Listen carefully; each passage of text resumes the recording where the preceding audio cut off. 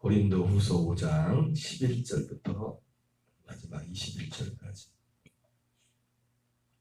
5장 11절부터 마지막 21절까지 같이 한 목소리로 봉독하겠습니다. 우리는 주의 두려우심을 알므로 사람들을 권면하거니와 우리가 하나님 앞에 알려졌으니 또 너희의 양심에도 알려지기를 바라노라. 우리가 다시 너에게 자청하는 것이 아니요 오직 우리로 말미암아 자랑할 기회를 너에게 주어 마음으로 하지 않고 외모로 자랑하는 자들에게 대답하게 하는 것이라.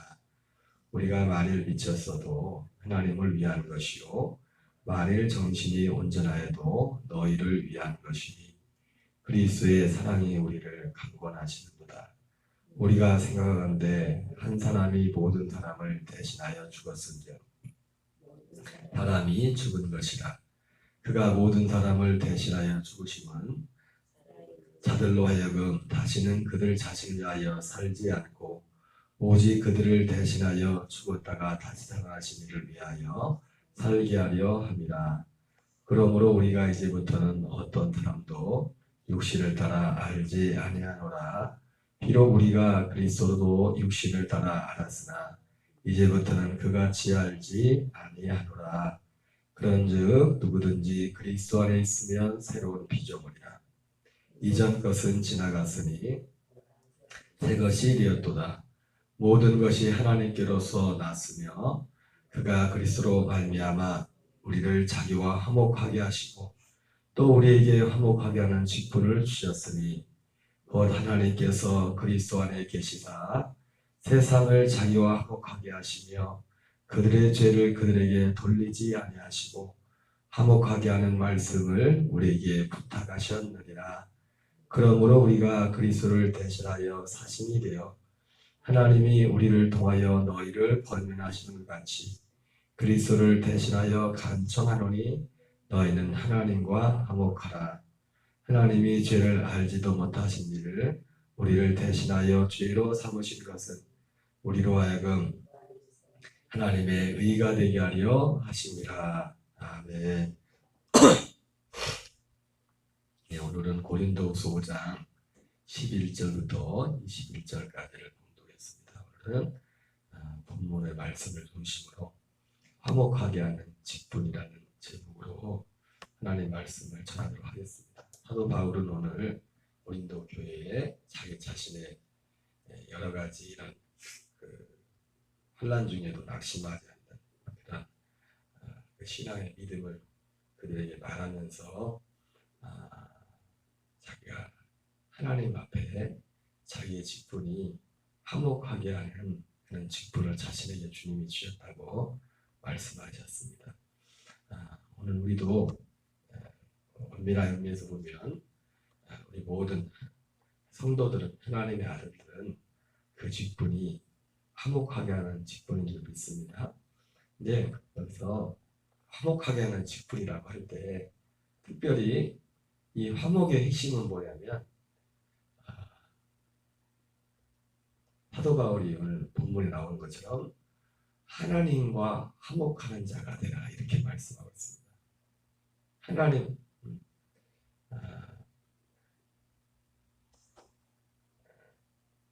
우리가 그리스도를 대신하여 사신이 되어 대사 그리스도의 대사로서 하나님이 우리를 통하여 너희를 권면하시는 것 같이 그리스도를 대신하여 간청하노니 너희는 하나님과 화목하라 이렇게 말씀하고 있습니다. 바울이 하나님과 하나님이 자기를 화목하게 하는 직분을 주었다고 했을 때 이 화목하게 하는 직분의 가장 중요한 중심은 다른 것이 아니라 하나님과의 화목입니다. 하나님과의 화목. 그래서 화목하게 하는 직분을 받았다고 했을 때는 먼저 자기 자신이 하나님과 화목하게 된 사람만 누군가를 하나님과 화목하게 하는 그 일을 할 수가 있습니다. 그래서 화목하게 하는 직분을 주었다는 것은 방금 말씀드린 것처럼 하나님과의 화목을 말하는 겁니다. 오늘 본문에 사실은 사도 바울이 그 어떤 믿음 오늘 간증했던 그가 하나님과 자기가 화목하게 되었다는 지금까지 사도 바울이 말했던 그런 어떤 내용들이 사실은 그가 하나님과 화목하게 된 그런 삶의 증거겠죠. 그런 열매들. 어떻게 보면 그런 좀 몇 번 이렇게 말씀을 전하면서 전했던 그런 내용들이 바울의 신앙의 간증의 그 내용들이 사실 알고 보면 바울이 하나님과의 화목된 자로서의 그런 삶의 열매들, 그런 우리가 이해할 수 없을 그런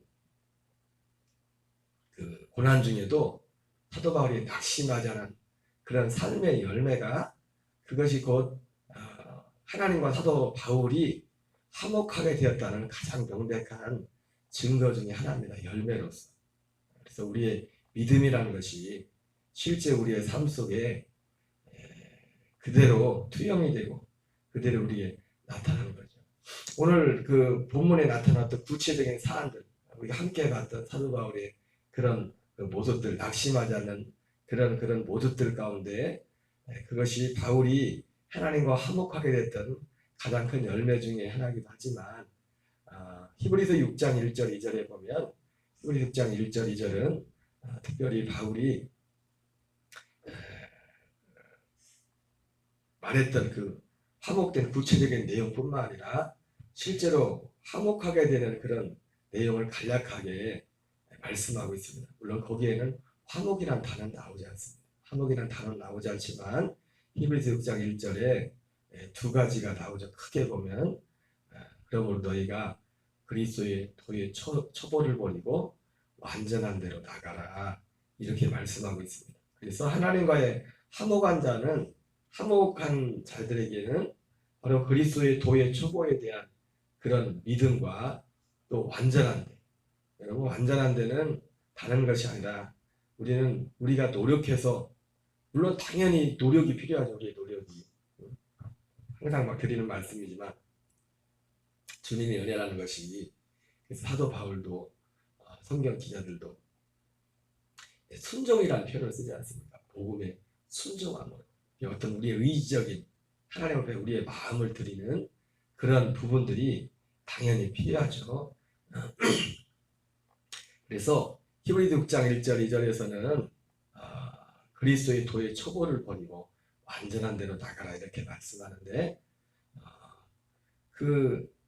바울은 오늘 고린도후서 4장 5장 또 고린도후서는 특별히 그의 삶 자체가 삶의 모습 자체가 하나님과 화목하게 된 그런 열매가 사도 바울 속에 그 열매로서 이렇게 보이지만은 성경은 특별히 히브리서 6장 1절 2절 같은 경우는 어떤 구체적인 두 가지 사안을 말씀합니다. 하나님과 화목하게 하려면 화목된 자가 되려면 그리스도의 도의 초보에 대한 신앙과 그리고 완전한 데는 새 언약이라고 말씀을 드렸습니다. 어떤 인간의 어떤 우리의 노력, 단순히 우리의 열심으로 되는 부분이 아니라 하나님의 약속, 그 약속 안에 거하는 부분을 완전한 데라고 특별히 히브리서 6장 1절 2절에 말씀하고 있어요. 그래서 이 히브리서 6장에서는 그리스도의 도의 초보 그것을 죽은 행실을 회개함과 하나님께 대한 신앙과 세례들과 안수와 죽은 자의 부활과 영원한 심판에 관한 교훈 이란 우리 속에 죽은 행실을 회개함과 하나님께 대한 신앙과 죽은 행실을 회개함은 동전의 양면과 같은 거죠. 영원한 심판과 그리고 죽은 자의 부활, 세례들, 안수들 이런 것들 그리고 그것이 끝이 아니라 그것은 그리스도의 도의 초보라고 사도 바울이 히브리서 기자가 말씀하고 있고 완전한 데 나가는데 그 완전한 데 새 언약 안에 사는 이 상태 이것이 바로 그리스도와 화목한 사도 바울이 물론 하나님 그리스도의 화목이라는 이 부분에서는 특별히 예수님의 죽으심의 부분이 많이 강조되어 있습니다. 화목한다는 부분에 있어서 오늘 사도 바울이 그러나 그 그 온전한 그런 의미에서 볼 때 사도 바울이 자기 자신을 화목하게, 하나님이 자기를 화목하게 하는 직분을 자기에게 주셨다. 이 말 속에는 자신이 이미 자기 자신이 먼저 하나님과 화목한 자가 되었음을 말하는 겁니다. 여러분, 누군가에게 주님이 화목하게 하는 그런, 아까 말씀드렸던 것처럼 화목하게 하는 직분의 핵심은 당연히 이 화목은, 하나님과의 화목은 사람과의 화목으로 당연히 연결되게 되어 있습니다. 사람과의 화목은 당연히 그것이 결과적으로 오는 것이고, 그러나 여기에서 사도 바울이 말한 화목하게 하는 직분의 핵심은 뭐냐면 하나님과의 화목이에요. 하나님과의 화목. 사람과의 화목 이전에 하나님과의 화목을 사도 바울은 전제로 두고 있다는 겁니다. 그래서 자신이 먼저 하나님과 먼저 화목된 자로서 하나님이 사도 바울에게 화목하게 하는 직분을 주기 전에 먼저 사도 바울에게 어떤 은혜를 주신 겁니까? 하나님과 화목하는 은혜를 주신 거죠. 하나님과 화목하는 은혜. 그래서 그 하나님과 화목하는 그 사람의 모습이 히브리서 6장 1절 2절에 나타나 있고요. 오늘 말씀드린 것처럼 바울은 그의 삶을 통해서, 삶의 열매를 통해서 하나님과 화목한 자의 삶의 열매가 무엇인지를 간접적으로 오늘 먼저 말씀을 사실 앞에서 한 것입니다. 오늘 11절 이하에도 공동 번역이 좀 더 쉽게 번역이 되는데 한번 읽어보겠습니다. 우리는 주님이 두려운 분이라는 것을 알고 있으므로 이것을 사람들에게 알리려고 합니다. 하나님께서는 우리가 어떤 사람인지를 잘 알고 계십니다. 여러분도 우리를 사실대로 알아주었으면 합니다. 맞네요.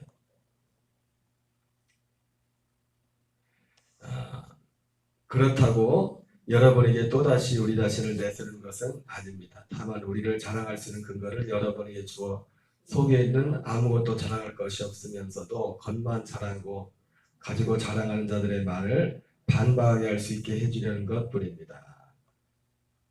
우리가 미쳤다면 그것은 하나님을 위해서 미친 것이고, 우리가 온전하다면 그것은 여러분을 위하여 온전한 것입니다. 그것은 그리스도의 사랑이 우리를 그토록 강요하고 있기 때문입니다. 우리가 잘 아는 대로 그리스도 한 분이 모든 사람을 대신하여 죽으셨으니 결국 모든 사람이 죽은 것입니다. 그리스도께서 이렇게 죽으신 것은 사람들이 이제는 자기 자신을 위하여 살지 않고 자기를 위하여 죽으셨다가 탄생하신 분을 위해서 살게 하시려는 것이었습니다. 바울이 어제도 말씀드렸지만 바울이 자기가 화목하게 하는 직분을 하나님이 자기에게 주셨다고 말씀하는데, 하나님과 화목하게 된 자의 열매 중에 두드러진 게 뭐냐면 그의 삶의 목적이 달라졌고, 오늘 15절 같은 경우는, 그리고 어제도 말씀드렸죠. 오늘 본문에 나오지만은 그의 자랑, 그가 주목하는 것, 그가 자랑하는 것이 바뀌었다는 겁니다. 자랑한 것이 눈에 보이는 어떤 육신적인 것이 기준이 되었는데, 그것이 아니라 하나님과의 그 관계가, 그것이 그 사람의 그 자랑이, 사도 바울의 자랑이 되었다고 말씀합니다. 그래서 오늘 말씀에서도 내가 여러분들에게 이렇게 편지를 쓰는, 이렇게 하는 것은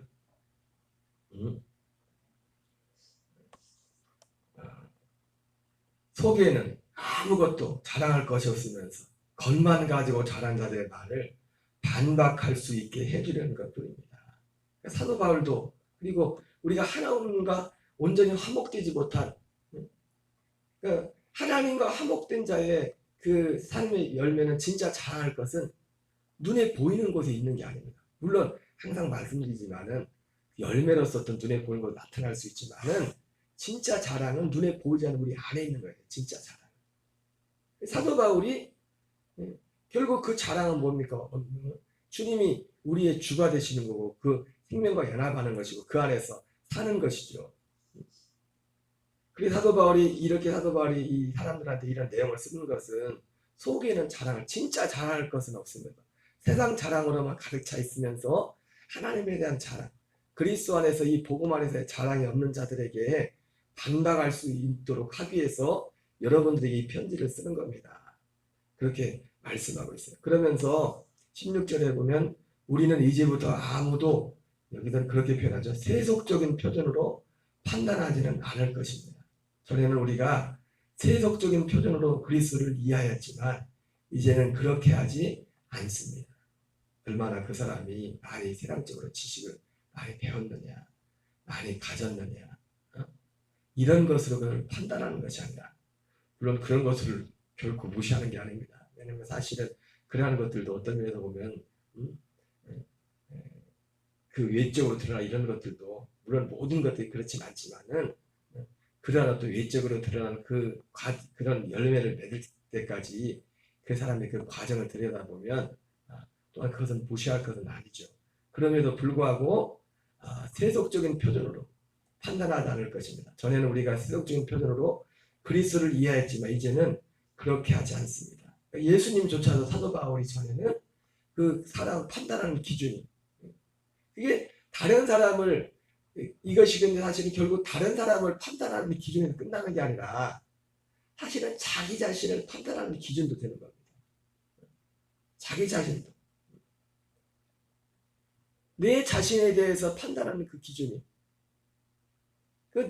내가 낙심하고 내가 때로는 막 묵주라고 이런 기준이 그것이 결국 나한테서만 끝나는 게 아니라 다른 사람을 볼 때도 똑같이 적용이 되는 거죠. 바울이 그러나 누구든지 그리스도를 믿으면 새 사람이 됩니다. 낡은 것은 사라지고 새 것이 나타났습니다. 이것은 모두 다 하나님께로부터 왔습니다. 하나님께서는 그리스도를 내세워 우리를 당신과 화해하게 주셨습니다. 또 사람들을 당신과 화해시키는 임무를 우리에게 주셨습니다. 그죠? 사도 바울이 하나님이 자기에게 화목하게 하는 직분을 주셨는데 그 이전에 먼저 우리를 하나님과 화목하게 하셨다는 거죠. 이것이 바로 사도 바울의 삶의 모습 자체, 삶을 통하여 그 삶 자체가 하나님과 화목하게 된 그런 삶의 열매였어요. 그러면서 자기 자신을 하나님과 화목하게 했을 뿐만 아니라 화목하게 하는 직분을 주셨다. 여러분 우리에게 있어서 오늘 하나님의 아들들에게 성도들에게 하나님의 중요한 직분을 하셨는데 그것은 화목하게 하는 직분을 주셨다고 했습니다. 근데 그 화목하게 하는 직분은 당연히 물론 마태복음 5장에 나오는 것처럼 하나님의 아들들은 화평케 하는 자라는 거죠. 사람들 그런 화목하게 하는 그런 피스메이커의 그런 역할을 한다고 했죠. 그것은 그 피스메이커라는 것은 사람과의 어떤 관계를 말하는 거죠. 그러나 그 이전에 그것은 당연히 따라오는 것이고 그 이전에 그리고 진짜 사람들과 사람들 사이를 화목하게 하는 그 사람은 그것이 사실 어떻게 보면 그 사람이 하나님과 화목하게 된 자라는 어떤 두드러진 열매 중에 하나입니다. 그러나 오늘 사도 바울이 말하는 핵심은 뭐냐면 먼저 하나님과 화목한 자가 되라는 거죠. 자기는 하나님과 화목한 자가 되었다는 거죠. 하나님과 화목하게 된 자만이 또한 화목하게 하는 그 직분을 감당할 수 있고 그 화목하게 된 자의 그 열매는 오늘 사도 바울이 자기 오늘 고난 중에도 뭐 여러 가지가 있겠지만은 환난 중에도 그가 나타낸 그런 삶의 그 모습이 그가 하나님과 화목하게 된 자라는 고난 중에도 낙심하지 않았던 그 사도 바울의 모습 자체가 바로 자기 자신이 하나님과 화목되었음을 증거하는 가장 명백한 열매와 증거임을 사도 바울이 오늘 말씀하고 있습니다. 여러분 문제는 우리의 삶에 이 땅의 삶의 모든 신앙생활의 승리의 결국 핵심은 어디에 있습니까? 하나님과의 화목입니다. 사도 바울이 로마서 5장에서도 그렇게 표현하지 않습니까? 우리가 환난 중에도 즐거워하는 환난은 인내는 연단은 소망을 이룬 줄 압니다. 소망이 부끄럽지 않으면 하나님이 우리에게 주신 성령으로 말미암아 하나님의 사랑이 우리 마음에 부음받습니다. 우린 로마서 5장에서도 바로 하나님과 화목된 자의 그 모습이고 환난 중에도 즐거워하는 오늘 고린도 후서에서는 고난 중에도 그 어려움 중에도 그가 낙심하지 않는 이것이 바로 하나님과 화목하게 된 자의 두드러진 열매입니다. 두드러진 열매 이것이 하나님과의 화목. 오늘 우리의 삶 속에 범사의 삶 속에 오늘도 우리 바울이 간 그 길을 따라서 하나님과 화목된 자로서 또 누군가를 하나님과 화목하게 하는. 그러려면 화목하게 하려는 비결은 우리가 인간의 노력으로 되는 것만 아닙니다. 우리의 인간의 노력이 되지만 바울이 하나님과 화목하게 하는 그 직분을 감당하기 위해서 고린도후서 5장, 고린도후서 4장에 나왔다는 것처럼 우리는 우리를 전파하는 거잖아요. 오직 그리스도 예수의 주 되신 분. 우리가 너희를 위하여 그리스도를 위하여 너희의 종된 것을 전파하리라 했던 것처럼 오늘 그 화목하게 하는 말씀을 주셨다고 했는데